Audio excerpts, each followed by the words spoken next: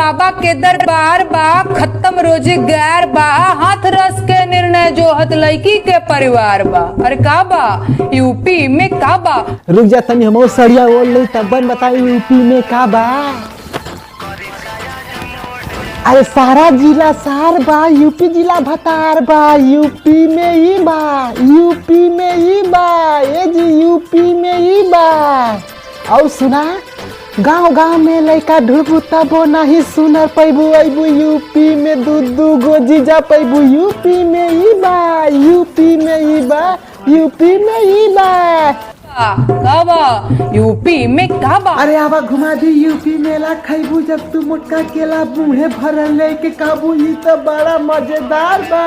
UP में ही बा, UP में ही बा, बड़ा मजा आई कबू, बड़ा रंगेदार बा। यूपी में ही बा, यूपी में ही बा।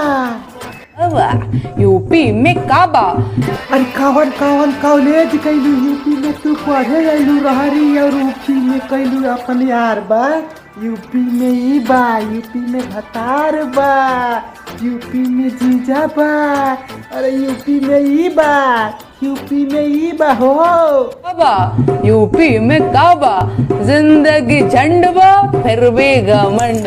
अरे यूपी में बड़ा ठंड बा, गरम का बड़ा मन बा, आवा जल्दी से रजाई में हो जाई पसंद बा। यूपी में ही बा, गर्मी ठंडी लगी चाहे जमीन बा, लेकिन रजाई में सुता एकदम रंगीन बा। यूपी में ही बा।